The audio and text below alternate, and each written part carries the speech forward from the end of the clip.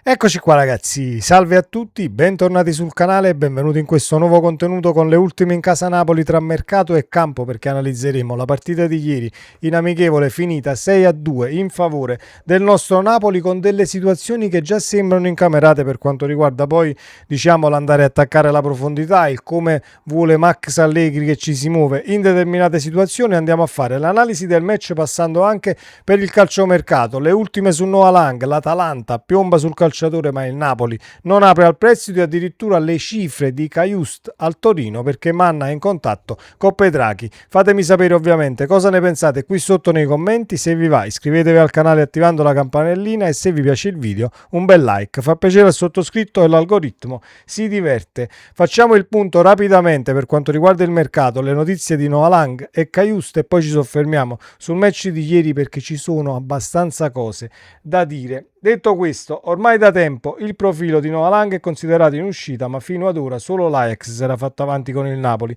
Se però il club di Amsterdam non aveva mai concretizzato quell'interesse con un'offerta ufficiale, ora su Lang si è fiondata l'Atalanta.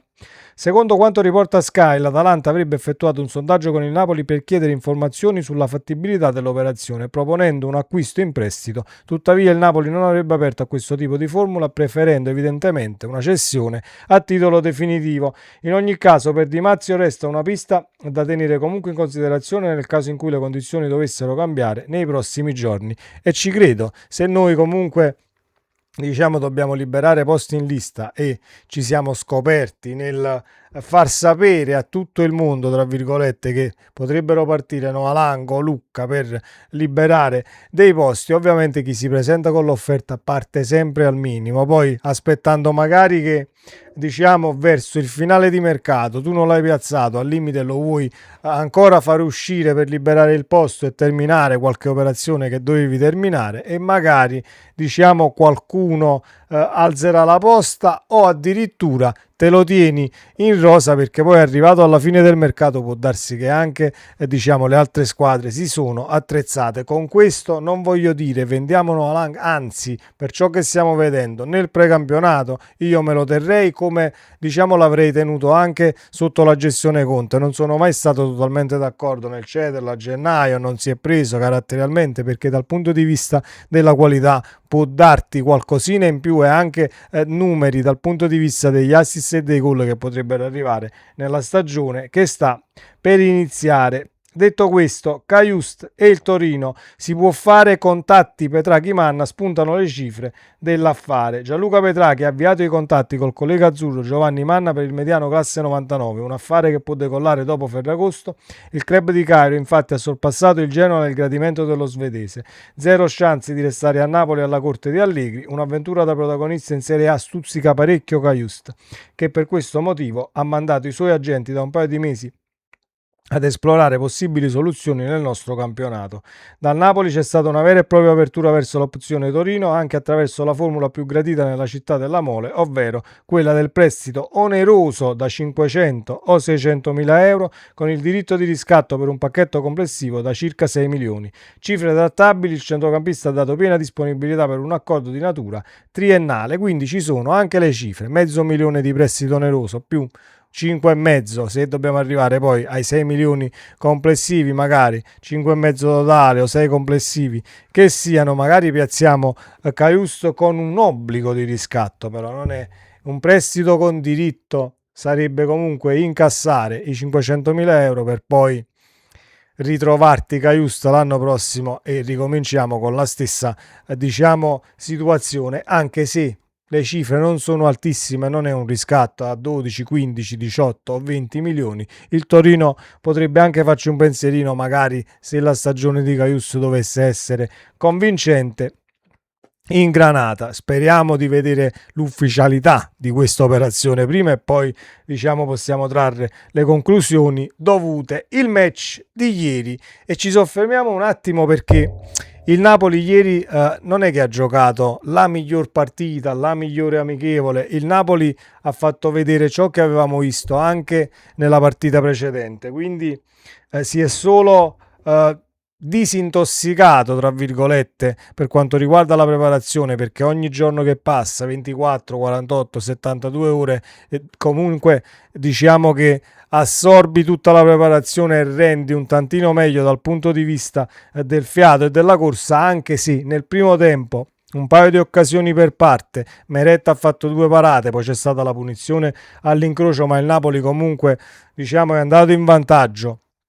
è stato ripreso ma comunque si è rimesso in avanti e ha portato il risultato, partita e prestazione a casa, perché ieri c'è stato comunque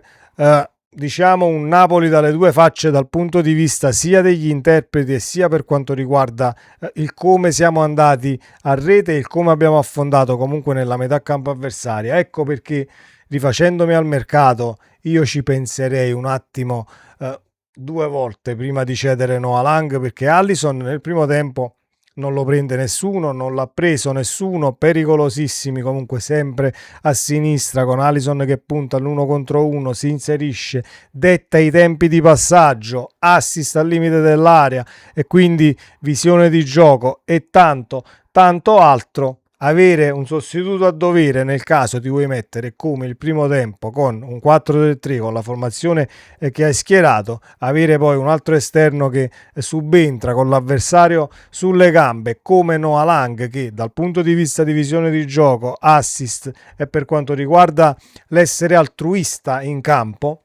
non è secondo me, scusate il gioco di parole, a nessuno, per il semplice fatto che quando l'abbiamo acquistato io andai a vedere i numeri per quanto riguardava l'annata al PSV Eindhoven e Noah Lang comunque ha partecipato a gran parte dei 108 gol segnati in quella stagione dal PSV di Eindhoven, quindi non è quel calciatore che palla al piede, testa bassa, vuol far tutto lui e vuole essere la prima donna dal punto di vista del tabellino dei marcatori, anzi è uno che gioca a favore poi della punta, della mezzala che si inserisce ed è una catena di sinistra che ieri ha fatto molto bene nel primo e nel secondo tempo. Meglio il secondo del primo? Sì, e mi piacerebbe vedere il Napoli comunque aggredire nelle stesse situazioni in partite ufficiali, ovvero non è andata così alla grande dal punto di vista della proposta, il ritmo e ciò che hai creato nel primo tempo, anche a causa di calciatori che stanno smaltendo sicuramente la preparazione e sono più indietro rispetto ad altri. Vedi un McTominay che comunque ha azzeccato poco e niente, vedi anche un Højlund, non ci scagliamo contro la punta nel dire Højlund non mi piace, non riceve un pallone, quando lo riceve comunque lo stecca eccetera eccetera. Siamo nel precampionato e Højlund deve ancora raggiungere il massimo dei giri dal punto di vista fisico, poi si faranno determinati giudizi e considerazioni, ma Højlund resta la punta, il punto fermo e la punta del Napoli per quanto riguarda l'attacco, e se, dico solo se, dovesse giocare Højlund in un Napoli però per come è stato costruito nel secondo tempo, state sicuri che non finisce come il primo, con Højlund comunque sottotono, senza marcature, pochi palloni giocabili e quant'altro, perché il Napoli del secondo tempo comunque ha schierato tanta qualità, è entrato Nolang, entra Vergara, un Napoli che comunque sa benissimo cosa deve fare già in determinate situazioni, tanto è vero che prendiamo ad esempio il gol di De Bruyne sul secondo palo e ne abbiamo già parlato, delle palle che comunque che arrivano da destra a sinistra sul secondo palo, c'è sempre qualcuno e anche due calciatori del Napoli, cosa che l'anno scorso stentavamo a fare, attacchiamo l'area di rigore in maniera diversa con più uomini e un tantino più convinti per quanto riguarda lo sfruttare la situazione offensiva di quel momento, quindi sono non voglio dire euforico della prestazione perché parliamo sicuramente di un amichevole contro una squadra rivedibile, l'Aris di Salonicco, però già avere incamerato determinate situazioni e diciamo sapere cosa fare in una determinata circostanza quando l'avversario attacca, comunque diciamo ci siamo abbassati in maniera molto ordinata, quando diciamo abbiamo preso il gol del pareggio ci siamo messi di nuovo lì con pazienza nel primo tempo, ma poi l'abbiamo risbloccata e portata a casa alla grandissima. Troviamo un Rachmani e un Rafa Marin che hanno giocato una grandissima partita. Rachmani dal punto di vista agonistico è pronto, prontissimo per la prima ufficiale, tanto è vero che ieri mentre guardavo il match dovevo essere io tra me e me, diciamo, a tranquillizzarmi e dire: Amir, con calma, è una partita amichevole, dobbiamo giocare tra una decina di giorni, per favore, non ci rimettiamo niente, anche se la notizia stonata è arrivata, la situazione di Vergara per quanto riguarda l'infortunio e il riacutizzarsi di una contusione alla tibia, almeno quello ci hanno fatto sapere. Speriamo che sia così, perché dal punto di vista della qualità comunque viene schierata, e anche tanta per quanto riguarda Allegri. Non ci sono turbe, non ci sono situazioni cervellotiche dal punto di vista dei cambi. Se si è in difficoltà dal punto di vista del risultato, via, le carte ce le si gioca, e anche da subito dal punto di vista del minutaggio. Non si aspetta il 70, 75, 80, vediamo come facciamo, scendiamo in campo così, stiamo facendo bene. No, se devi ribaltare una partita all'improvviso, per quanto mi riguarda, Allegri non si è mai fatto il problema di schierare comunque tanta qualità tutte insieme. Voi mi direte: sì, ma dal punto di vista poi difensivo schieriamo tanta qualità, ma come ci copriamo? È un pericolo, certamente è un pericolo schierare molti più calciatori offensivi che personaggi che comunque dal punto di vista difensivo sanno il fatto loro, ma per quanto riguarda il chiudersi con le linee ben strette e fare un lavoro difensivo in armonia tutta la squadra, certamente Allegri dal punto di vista difensivo non è nemmeno lì secondo a nessuno, e quindi troveremo sicuramente la quadra. E a me è piaciuto tanto, e veramente tanto, il Napoli del secondo tempo, al di là dei due gol che poi ha fatto Lucca si è sbloccato, Lucca ha segnato, ma non stiamo qui però ogni partita a dire non segna una partita, lo metti sul mercato, fa due gol, 1, 3, 5, 60 che siano, allora ce lo teniamo perché si è sbloccato eccetera. Per quanto mi riguarda io resto della stessa idea: se si riesce a piazzare Lucca e prendere quello che devi prendere, l'attaccante o chi che sia, tenendo Noalang e rischiandotela, perché così te la rischi e non fai entrare un centrale di difesa, se vuoi fare ovviamente l'attaccante, perché si libera un solo posto se ti tieni Noalang, sarebbe sicuramente un rischio, ma avresti tante armi all'arco per quanto riguarda la situazione offensiva. È vero, resti con i centrali contati, Rafa Marin, Rachmani, e ovviamente puoi far scalare Olivera tra i centrali, Beukema che ritorna, ne avresti diciamo due